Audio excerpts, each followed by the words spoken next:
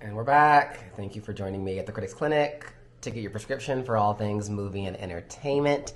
I'm here to talk to you today about the movie G20. It's on Amazon Prime right now. It's doing pretty well. So I wanted to give you just kind of my honest review of the movie since everyone's talking about it. If you don't want any spoilers, please click forward to the time I put on the screen to get to my honest review. Before you do anything else, click that button below, subscribe, comment to this video. Do that to my other videos as well. Does my voice sound funny? I don't know. We'll see. Anyway, maybe a little scratchy. It's the pollen. So this movie stars Viola Davis. She plays Danielle Sutton. She is the President of the United States. It's very exciting to see. Also stars Anthony Starr, Marseille Martin, Anthony Anderson, a couple other people I'll get to in cast and crew. Just a brief synopsis. G20 is a summit where the 20 powers of the world come together and talk about how they're going to help the rest of the world. In the case of this movie, they're trying to create a crypto for kind of rural suburban areas to have a means to pay for crops and things like that, which is the premise of the movie. They get to the G20 summit. It's taken over by Anthony Starr's character. He's a terrorist. He's kind of holding all of these great powers in the world in this room. He's killing off people. He's getting the world to take their money out of banks and put them into crypto, making him a billionaire, making him a trillionaire. The whole movie takes place with Viola Davis's character and a few other presidents and spouses of presidents going through this hotel in South Africa to try and kind of circumvent what Anthony Starr's character is doing and take him down. They do succeed in the end. They are saved. No one of note really dies, and I'll get to that in the plot. But I would say overall, when we're talking about my fab categories of the movie, we will talk with cast and crew. Obviously, Viola Davis is the big name here in this movie. She's known from everything, Woman King, all those things. The Help. She's a phenomenal actress. Everyone knows her. I think she did a great job in this movie. She held her own. I will say there is a bit of Viola Davis that is in every role that is very similar. She's very strong no matter what she's doing. But it works, and it worked in this movie, especially being the President of the United States. She kind of takes control and saves all these people and goes into like this military mode, because one of the things in the movie is that she was an ex-military and she saved a child, and that ended up in the front of Times Magazine, and that's how she won the election. And that's kind of a recurring theme in the movie, is that you didn't earn this role, you got it because of a fake picture. And the whole movie is her trying to prove the fact that she does have these skills and she has what it takes to be a leader. And in the end, she does prove that, obviously, to everyone and saves the day in South Africa.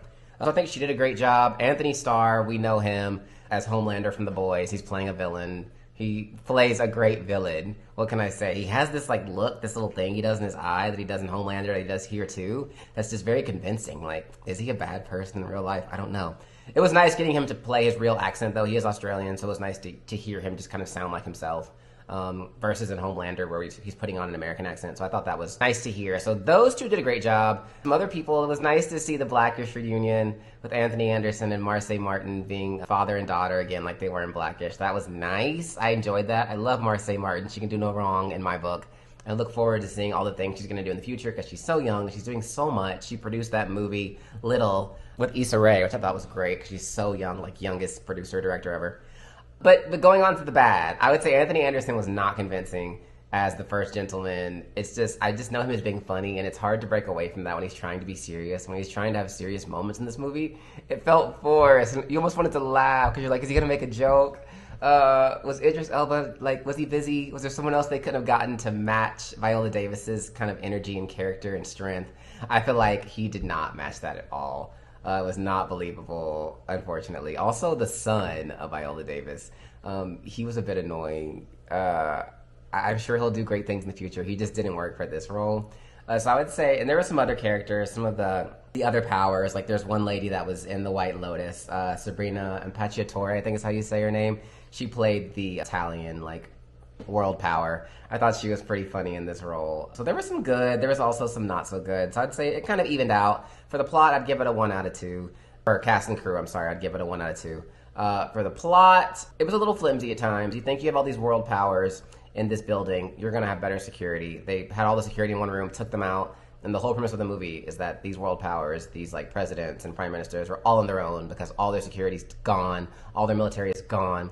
But then you come to find out towards the end of the movie, when they get into Viola Davis's characters like Carr, and they get through the barricade, they just do a little flip over this barricade, and they're there, and all their military's there, and all their EMS services are there to help them. And I'm like, it was that close? Why couldn't the military just break through?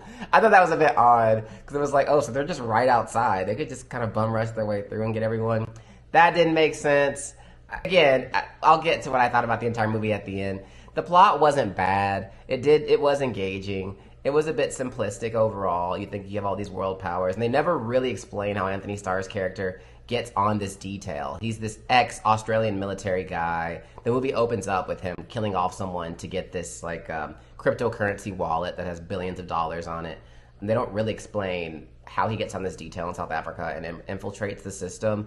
So I thought that was missing, and that was a huge chunk because you're wondering, why is he there? There's one point where the Pentagon's talking about, how do you get through our security breach? And they just kind of make a statement, oh, he's on the private detail. But they just kind of wash it away. So I just felt like, I don't know, the plot could have been better overall. It definitely was made for streaming. I'm glad it came on streaming and not on the big screen. It would definitely fit that bill.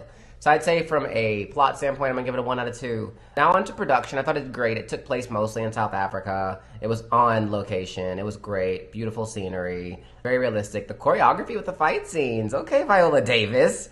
I thought she did a great job, actually. It was convincing. She kind of maybe... I don't know if she did this before or after Woman King. But maybe after, because she had some of that combat training. But I would say it showed through. She did a great job. And a lot of the shooting and the gun training, she did excellent with that. So I'd say from a production standpoint, 2 out of 2. So we're at a 4 right now. In terms of music, again, you know how I always feel. If it's not a musical, if the music doesn't progress the story, and if it's not overtly horrible, then I'm going to give it a 2. So we'll get to 2. So right now we're at a 6. Overall, how did I feel about the movie? My final category, I'm going to say, even as much as I trash talk the plot, and I feel like the cast and crew was hit or miss, some were great, some were not great, the movie was engaging. I watched it all the way through in one take. You know, when you're in your home watching streaming, you have a tendency to pause and check on your phone or go use the bathroom or get some snacks. This movie, I watched it all the way through. I was engaged. I was entertained. I enjoyed it. There were some things that definitely could have been helped. I enjoyed it for watching it on my couch on streaming for free. It definitely was not made for streaming. This was made for streaming service, and I think it served its purpose. I would give it a 1.5 actually out of 2. So my entire prescription for this movie would be a 7.5 out of 10. It's a good movie. I think if you don't have much else to do this weekend, not a lot out at the movies right now, I would say go see this. Stay at home. Don't go see a Minecraft movie. Stay at home and watch this instead. It's much better. It's entertaining. It's one of those government type movies. Now, if you don't like the Fallen movies, like the White House Fallen type movies, you probably will not like this. But it's very heavy on that type of motif. But I would say overall, I enjoyed it. I'd say give it a chance if you have Amazon Prime, which everyone does. Everyone needs 2-day shipping, so I feel like everyone has it already built in. Watch the movie. You'll enjoy it. Let me know what you think below.